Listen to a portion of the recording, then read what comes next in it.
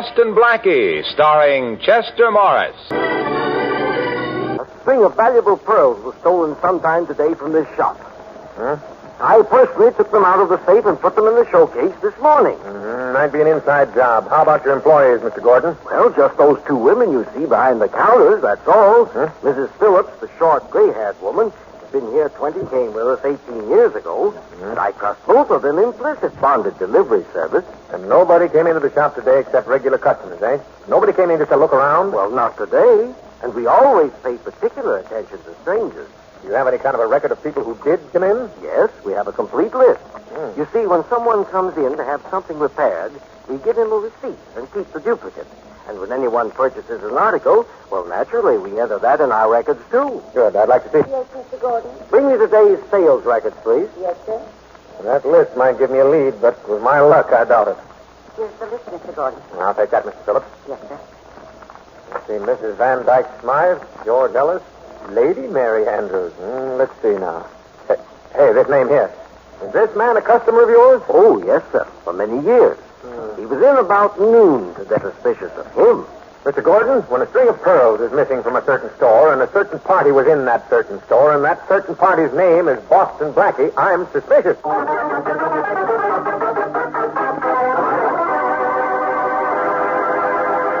In a few moments, we'll meet Boston Blackie.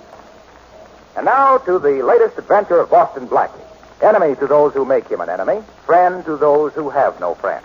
This'll kill Blackie, Matthews. I'll have him so cold he could refrigerate a warehouse. Well, I don't know, Inspector. I don't know. Oh, you don't know. Of course you don't know. Get this set up. From Gordon's jewelry shop today when he left his watch to be repaired. You going to pick him up, Inspector? No, not now. But tomorrow. Tomorrow he's going to call for his watch, and there's going to be a tray full of very valuable stones, practically under his nose. And nobody will be watching him. Blackie will lift a trinket or two, and when he gets outside the store, we grab him. How does it sound? I don't know, Inspector. I don't know. But if it just wasn't Blackie. Oh, Matthews, you're fired.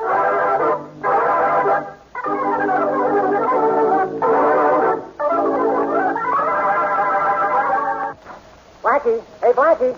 Faraday been here, Blackie, has he? Well, not that I can remember. I haven't seen the inspector in a week. You know, I think I'm on his hate parade. Oh, you'll be seeing him, Blackie. Yes? The boy just tipped me off that he's after you for lifting a string of pearls from the Gordon jewelry shop this afternoon. Well, isn't that nice? I didn't take them, Shorty. I know, but that ain't going to stop Faraday from trying to pin it on you. Oh, he does that from force of habit. By the way, I left my watch to be fixed at Gordon's this noon. Oh, that's probably what gave Faraday his big idea. Yes, and you say a string of pearls is missing, huh? Well, that's what the man said. Shorty, I saw one of the clerks put a string of pearls in her handbag just before she went to lunch. No kidding, boss? Yes. Yes, it was Mrs. Phillips. Oh, you've seen her, Shorty, a little gray-haired old lady. She's been at Gordon's for years. You think she lifted the pearls? Well, I didn't at the time. Oh, no, it couldn't be. Mrs. Phillips isn't a thief. But she's a dear, sweet person. She looks like everybody's mother. Okay, boss, okay. I ain't the one who said she snatched them. But the pearls are gone. I'll get it, Shorty. Okay. Hello, Boston Blackie speaking. Oh, Mr. Blackie, this is Mrs. Phillips from Gordon's jewelry shop. Oh, yes. Yes, what can I do for you, Mrs. Phillips? I must see you right away. My address is 722 Alden, apartment 4B. I'm definitely at your service. Be right over. Goodbye. Going before dinner, boss? But something's cooking. You're right, Shorty. And I'm going to find out what it is.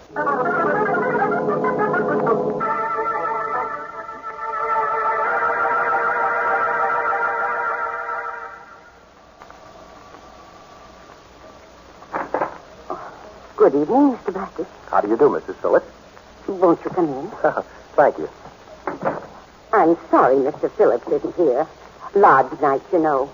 It's been his one night a week with the boys for the last 35 years. Oh, I see. Well, what did you want to see me about, Mrs. Phillips? Mr. Blackie, I understand you're suspected of taking a string of pearls from the Gordon jewelry shop. I heard Inspector Faraday tell Mr. Gordon. That's right. He thinks I took them, and I think you did. Oh. You see, I saw you put those pearls in your handbag. You saw me? Uh-huh. Oh, Mr. Blackie, please. Please don't say anything to anybody about this, please. Well, I'm afraid I'll have to, Mrs. Phillips, if the police get too annoyed. I'm sorry I've implicated you. It's been on my mind all evening. That's why I phoned you. Now, look. Look, suppose you just put those pearls back in the morning, and then there won't be any trouble. Now, how's that? But I can't do that. I haven't got them. Did you sell them? You know they could be traced to you if you did. I didn't sell them. Oh, please. I can't tell you anything about them. I'm in terrible trouble. Well, why not let me help you, Mrs. Phillips? Nobody can help me. It's something that happened years ago, but I don't dare tell you about it. Don't dare, huh? Sounds as if somebody was blackmailing you. Does your husband know? No, he mustn't ever know. It would kill him. Well, of course you know your blackmailer won't be satisfied with just the pearls, Mrs. Phillips. Next he'll want something else. You'll never be rid of him unless he stops. I'm afraid to tell you anything, Mr. Blackie. But you're right. He isn't satisfied with just the pearls. He told me when I gave them to him. Oh. Uh-huh. I see. He doesn't waste much time, does he? What is it he wants now, Mrs. Phillips? Come on, please tell me. A ruby. A 20-carat ruby we have in stock. I see. And what would happen if he didn't get the ruby? Something terrible. But I won't let it happen. It mustn't happen. I'll get him what he wants. Well, perhaps what he wants won't be there for you to take tomorrow. You mean you'd take it first? Well, Oh, you couldn't. You mustn't for your own sake as well as mine. for my sake. Yes. This morning, Inspector Faraday told Mr. Gordon that he was going to lay a trap for you tomorrow when you come for your watch. They're going to put some jewels on the counter where you can get them easily, and then they're going to arrest you as you leave the store. Oh, they are they? That's very interesting. You won't take that ruby now, will you, Mr. Blackie? I've got to get it. To keep someone from talking. Well, I don't know, Mrs. Phillips. I've got an idea that from now on, I'm going to do all your talking for you.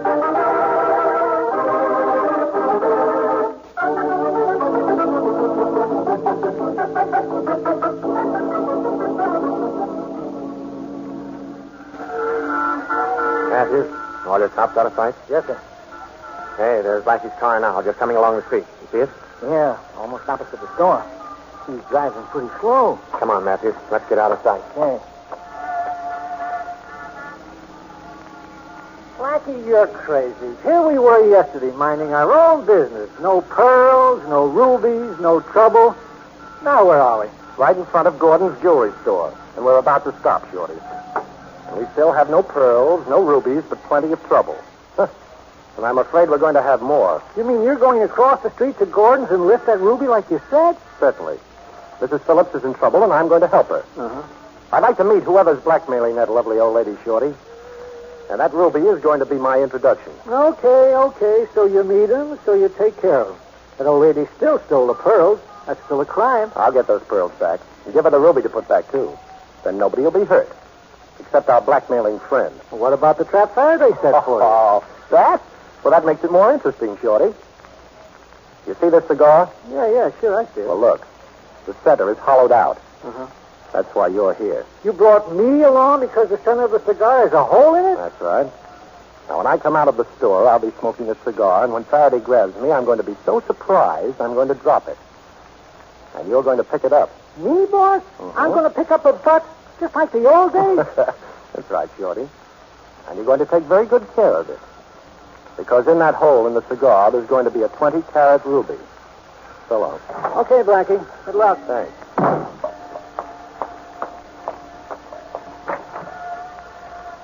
Well, good morning. Hello there, Mr. Gordon. Good morning, Mr. Blackie. Well, I'm busy right now with this young lady. Oh. Mrs. Phillips has your watch ready for you. Good morning, Mrs. Phillips. Beautiful morning, isn't it? You have my watch? Why, yes. Oh, it's this cigar. I'm sorry, Mrs. Phillips. Oh, my, what lovely rubies. Here's your watch, Mr. Blackie. That will be $5. Please don't touch the ruby. $5, huh? Well, thank you very much. Here you are. Goodbye, Mrs. Phillips. Mr. Blackie, you shouldn't have. Goodbye, Mr. Gordon. I'll take another step, Blackie. Oh, Inspector Farragut. Oh. Well, you startled me. Yeah, I see. Now get back in that store and keep your hands in the air. Matthews? Yeah, Inspector. Now get the boys on all sides of Mr. Boston, Blackie. We're going back in the store and searching.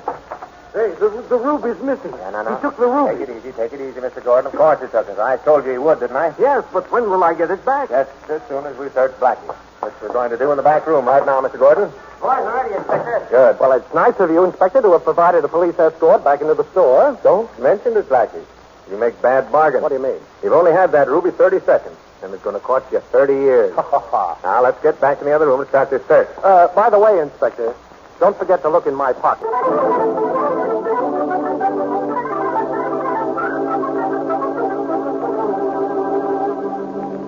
Well, what did you do with that ruby, Blackie? We've searched you from head to foot and we can't find it. Well, he must have it. I saw it on the tray just a minute before he came in. And after he left, it was gone. Yeah. You arrested him before he could move from the door. He must still have it. Well, maybe I swallowed it. Very clever, Blackie. You're very clever. I've got an idea. Maybe you did swallow it. Are you kidding? Well, we'll soon find out. I'm going to see what you look like behind a fluoroscope. I see. You want to get the inside story.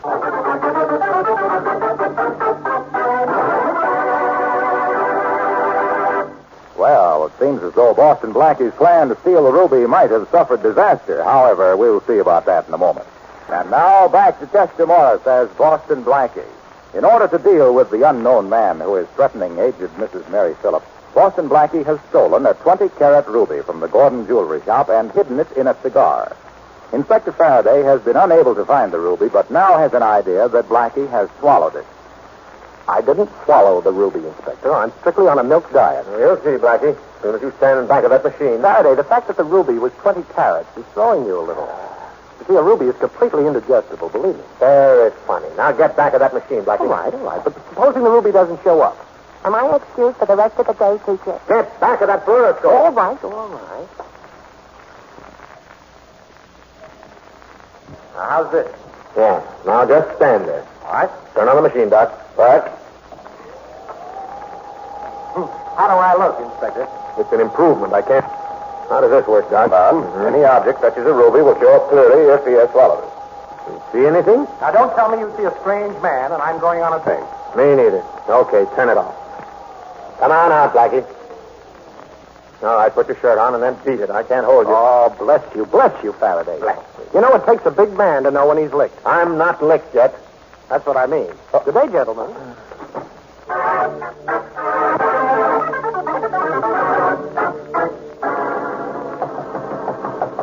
Just a minute. Did you spread the rumor that I got away with a ruby, Shorty? Yeah. I spread the story all over town, just like you said, boss. Then if I'm lucky, this is the fish that swallowed the bait. Coming. So, how do you do? Boston Blackie?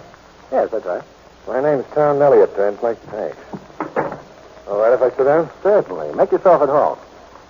You can give me the ruby you took from the Gordon jewelry shop this morning. I know you've got it. Oh, you do, huh? Well, why should I give it to you? I believe you're going to want to give it to me. And just why am I going to want to give you the ruby, Mr. Elliott? You know Mrs. Norris? Ever meet her husband? A wonderful man. They're crazy about each other. Have been for 35 years. Well, what about it? Rather interesting story. You see, before he married her, that's 35 years ago, he escaped from prison. Of course, she didn't know anything about it when she married him. When did she find out? When I told her. Oh. I had to tell her, you see. If I had come to him with this story, I'd have gotten nothing out of him. He'd have committed suicide and given himself up. I see. So you want his wife because you went to his wife because you knew he'd do anything to protect her husband.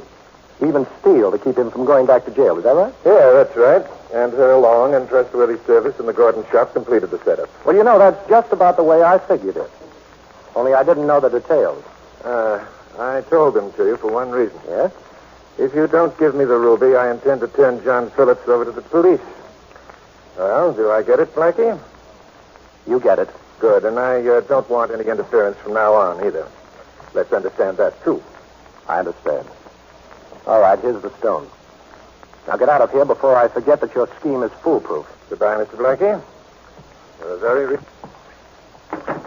What's up? Tell that man that just left here. Right. I'd like to know why a rat like that lives, and I'd also like to know where.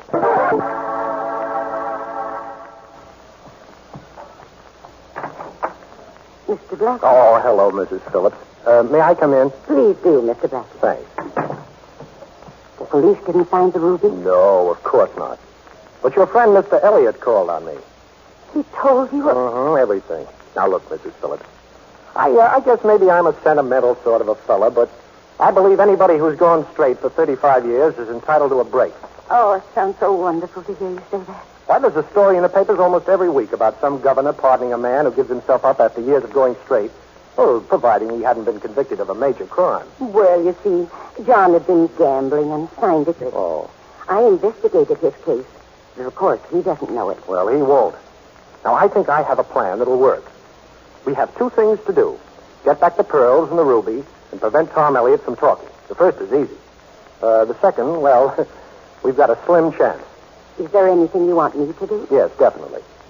In half an hour, I want you to call Inspector Faraday and tell him that you know a man who escaped from jail 35 years ago. What? Now, please trust me, Mrs. Phillips. It's the only way I know that we can stop Elliott. But I don't see how that will stop him. Well, I couldn't do that to John. Well, don't you see you're doing it for John? Now, first of all, you're to tell Faraday that the man who escaped from jail 35 years ago is a man named, make up any name, say Fred Mullins. Then act a little bewildered. Don't tell him who you are, and just say you know Mullins is free, but you don't know where he is. Then what do I do? Then you're to hang up. I don't understand, but if you say so, I'll do it. Oh. Thank you, Mr. Blackie. And that thank you comes from my heart.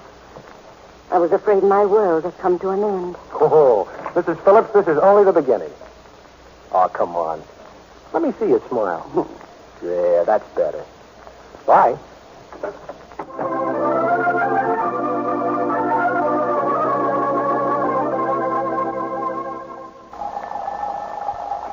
Hello?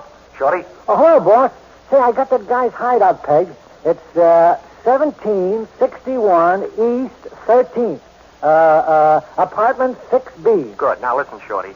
I want you to call Faraday. Yeah? Disguise your Allenby, who happens to be in the city, and who also happens to have escaped from prison 35 years ago. Oh, who's this Allenby, boss? Gee, I thought I knew them all. Oh, I just made it up. Oh. Play dumb, Shorty, and we'll have Mr. Faraday good and confused. Won't be the first time. Yeah. Okay, Blackie, it's as good as done. Thanks. See you later.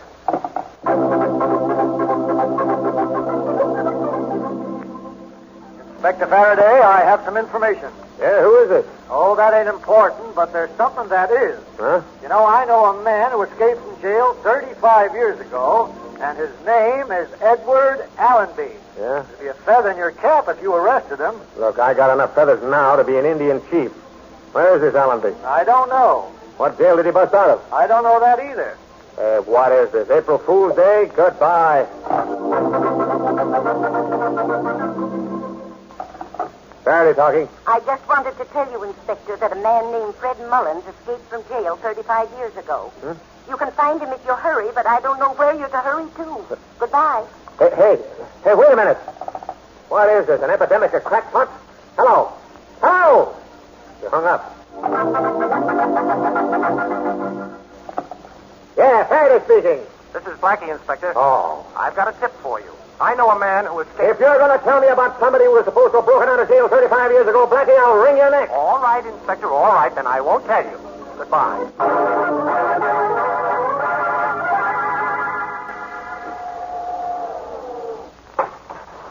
6 o'clock. Getting out, please. Thank you.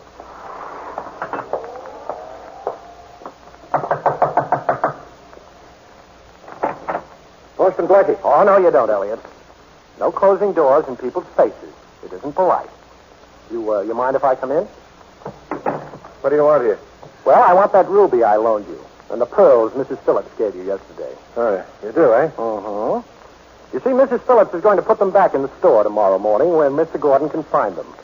You'll think they were just misplaced. Your memory isn't very good, Blackie. You weren't supposed to interfere anymore, remember? And I was supposed to forget about John Phillips cracking out of jail? Yes, I know. Only that doesn't matter now. Now, let's have those pearls and that ruby, Elliot. Sorry, Blackie, but they're staying with me. And I'd advise you to stand still. Oh, a gun, huh? Pretty unoriginal. But I'd expect that from a small-time crook that blackmails old women. This gun has killed 2 men, Blackie. That's all. With me on the trigger. And you know what they say about all things coming in threes? The expression is all good things. Don't worry, this will be good. I'm going to leave town until I need more money, then I'm coming back and put a little pressure on Mrs. Phillips again. I know a fence out west who'll pay a fortune for those pearls and that ruby. My bag is packed and I'm on my way. But I'm afraid I've got to kill you first. Well, you know that 38 is liable to make a lot of noise. Yes, but this silencer will make sure nobody hears it. I see. Hey, keep your hand out of your pocket. Oh, I haven't begun, Elliot. I just wanted to get my cigarette case. Okay? Yes, but it'll be the last cigarette you smoke. Well, at least this is one way of breaking the habit. Will you have one? Sure. Hey, that's an expensive case. Yes. I'll take it with me when I go. I have a lovely gold inlay you might like also. Now, don't get too close. Just stand where you are and hold that case out as far as you can. I can reach. Oh, you mean like this? Yes. Thoughtful of you, Blackie. I'll take this. Ow! Sucker! Oh! I don't know when I've enjoyed doing anything so much. Those pretty little fingers of yours are going to hurt tomorrow, Elliot. So you killed 2 men, huh? Well, I can't wait to tell Faraday. Now, come on, hand over that jewelry, Rat. I'm in a hurry. I can't wait till I see the expression on a lovely little old lady's face.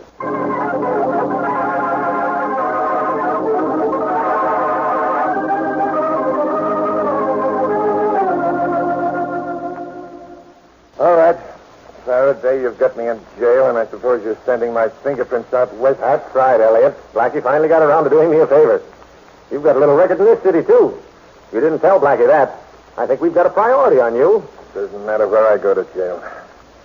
I just want to tell you this, Inspector. I've got a little information for you. Oh, yeah?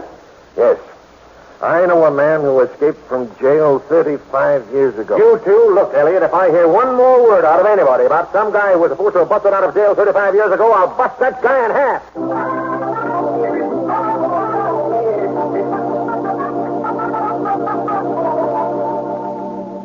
I sent for you, Blackie. On account of you've got a right to know. Oh, thanks.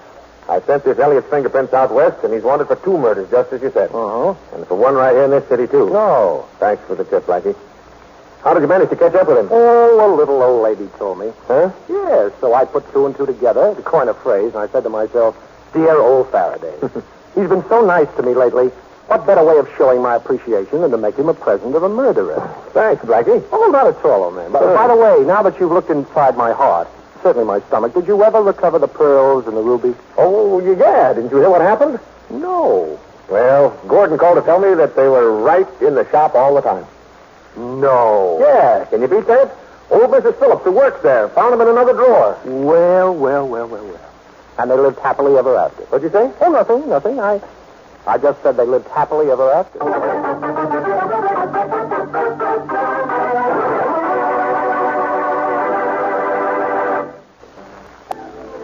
Be sure to listen at this same time next week for another exciting adventure with Boston Blackie. Richard Lane appears as Inspector Faraday, music by Charles Cornell. This is Harlow Wilcox saying goodnight for Boston Blackie. This is the National Broadcasting Company.